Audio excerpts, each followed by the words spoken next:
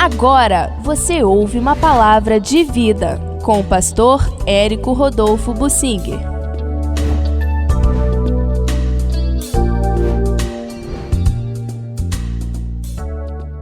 Deus agindo como o sal em meio à religião de aparência.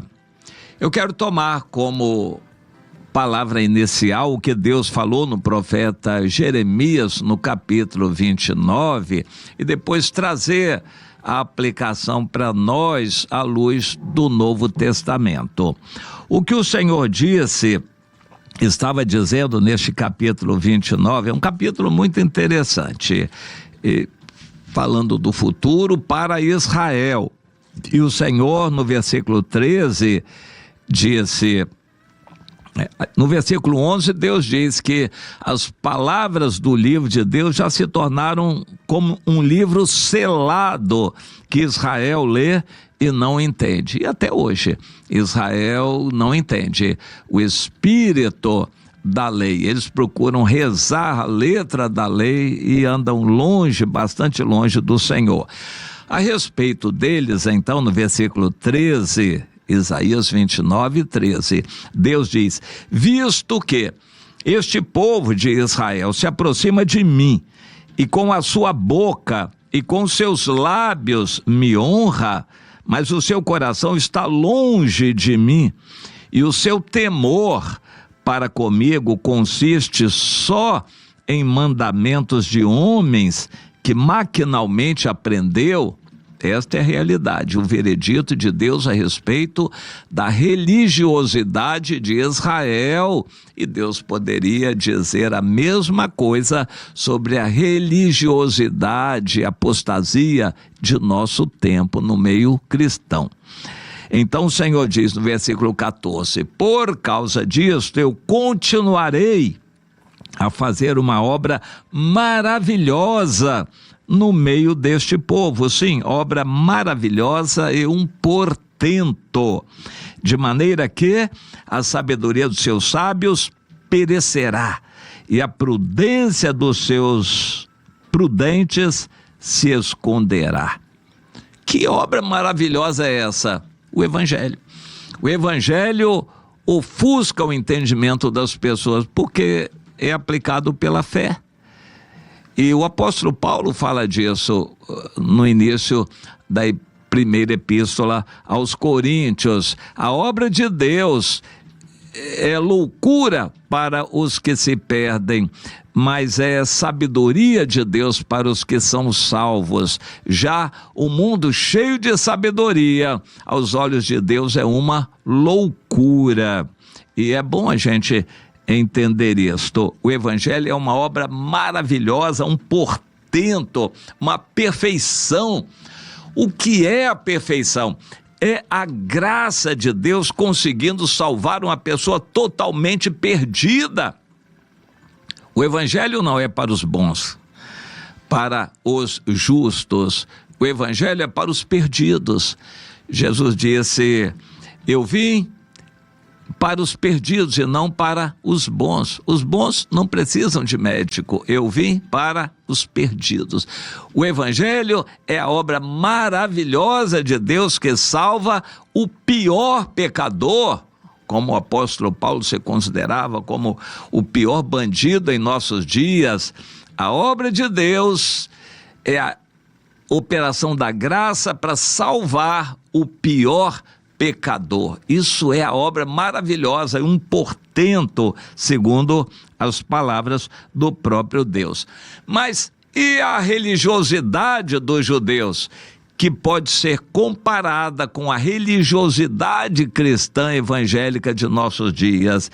É uma religião de templos, de rituais e reuniões que procuram dizer que estão honrando o Senhor, mas que no fundo isso consiste em aparência, e os dogmas que pregam são mandamentos de homens que se aprende maquinalmente, que se aprende assim formalmente.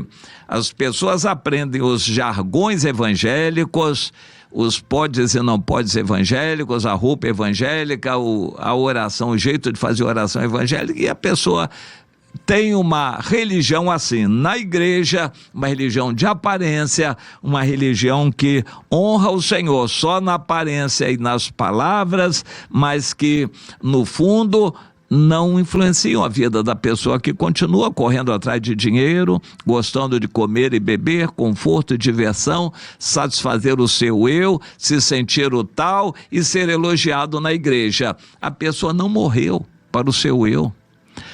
Essa pessoa não se tornou um servo. Ele nunca produz frutos dignos de um arrependimento. Ele nunca se arrependeu. O eu dele continua dirigindo a vida dele. Não é um arrependimento de ter dirigido a sua vida e agora se torna um servo de Deus. Não, não, não. É uma religião maquinal que se aprende. Está se aprendendo. A pessoa aceita Jesus, tudo bem, é de graça, aceita Jesus, se batiza e vai para a igreja para aprender a praticar essa religião maquinal, que não tem valor nenhum para Deus. E acaba transformando o crente num religioso ritualista.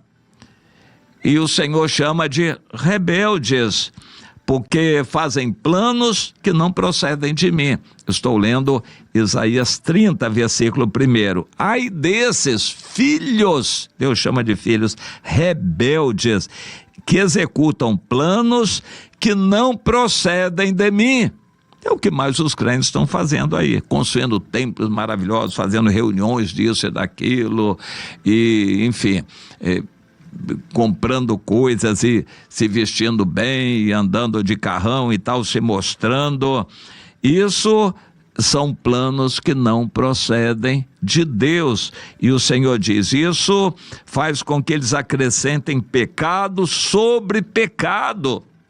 Pecado da gula, pecado do egoísmo, pecado que se juntam os pecados vários, pecado da soberba e por aí vai, da rebeldia, desobediência e sensualidade, dar lugar à carne.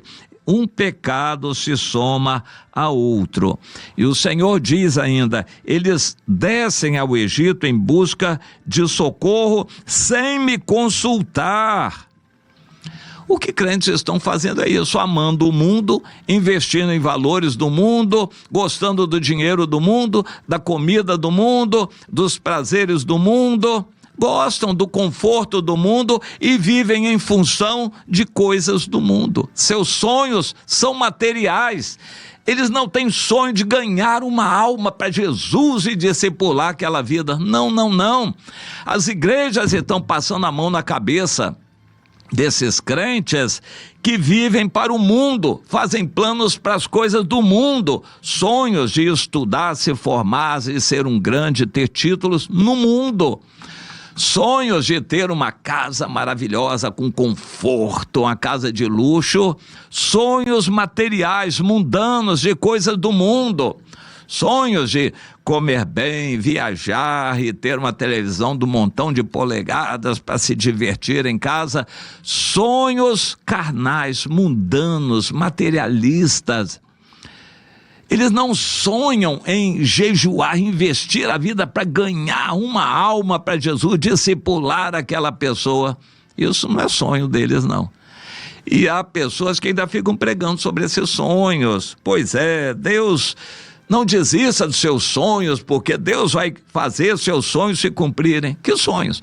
De se tornar importante, ganhar um título, de ter um carrão, de ter uma casa assim, ou casar com uma pessoa que tenha dinheiro. Sonhos materialistas, humanos, sonhos carnais, mundanos. Ai desses crentes que agem assim. O Senhor diz, filhos rebeldes, conheceram a graça do Senhor, se acomodaram na graça, estão se deliciando com os prazeres que o salário pode trazer, que o mundo pode dar, estão se deliciando com as coisas do mundo, mas não se põem a obedecer o Senhor. Tem problema não, vocês vão arcar com as consequências disso, mas eu vou continuar fazendo uma obra maravilhosa. Que obra maravilhosa? Vocês vão ficar impressionados como pessoas arrasadas, pecadoras, desprezíveis aos olhos humanos, vão se converter e vão envergonhar os crentes velhos. Essa é a obra maravilhosa. Perdão para pecadores terríveis que vão nos preceder no reino dos céus. Pessoas que vão se converter, se dedicar, pessoas para quem o mundo não dá nada de valor. Essas pessoas vão se arrepender, vão se voltar para o Senhor e vão ganhar muitos outros para o Senhor. Vão envergonhar os crentes velhos, que apesar de tanto tempo na igreja, nunca ganharam ninguém. Pois é, filhos rebeldes, o Senhor vai continuar a fazer essa obra estranha. Uma igreja de muitos anos, tradicional, bem estabelecida, templo bonito, não ganha ninguém para Jesus ali, às vezes no mês inteiro. E um crente novo, um sujeito que veio lá da vida toda errada, atrapalhada, se converteu, em um mês ele ganha várias pessoas para Jesus. Essa é a obra maravilhosa a que Deus se refere aqui em Isaías 29:14. Por causa da acomodação dos crentes numa religião maquinal. Estou usando termos que Deus usou na Bíblia.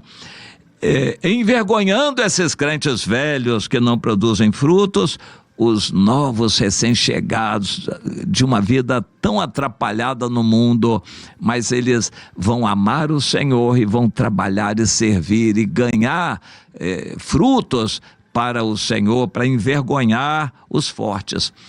O apóstolo Paulo faz referência a isso, Deus usando as coisas desprezíveis e fracas do mundo para envergonhar os fortes. É isso, essa obra maravilhosa, uma obra feita pela graça e não pela capacidade humana, é feita pelo poder de Deus com os pobres, pequenos e fracos e desprezíveis para envergonhar os crentes velhos. Isso é a obra maravilhosa. Meu irmão, onde você está? Naqueles que estão produzindo para o Senhor como prova do seu reconhecimento ao perdão, ao que o Senhor fez por você, a misericórdia que Deus teve pela sua vida. Você está produzindo frutos ou você está junto com aquela multidão numa igreja acomodada onde ninguém praticamente produz fruto nenhum? Aqueles que estão numa religião que honra o Senhor com os lábios, mas que é constituída de mandamentos de homens que maquinalmente se aprende, músicas ensaiadas, pregações de jargões evangélicos, e isso tudo bem enfeitado, com cores, luzes e sons bonitos, num templo bastante enfeitado, pessoas bem vestidas, desfilando moda, uma religião vazia que para Deus não adianta nada. Você está nesse caminho? Se está, é hora de mudar, é hora de mudar radicalmente. Entenda a situação, que Deus enviou Jesus para morrer no seu lugar, não para você se acomodar numa igreja maquinal, uma igreja de aparência, mas para você dar a sua vida pelo outro também. Jesus deu a vida por você, João 3,16, para você dar a vida pelos outros, 1 João 3,16. Entenda isto, você tem uma dívida para com o Senhor. Se lance a campo para produzir frutos, para demonstrar gratidão e reconhecimento ao que o Senhor fez por você. Entenda isso, meu irmão, e saia da religião maquinal, saia dessa religião de aparência, para você poder viver o verdadeiro evangelho. Entenda isto no seu coração e que Deus o confirme.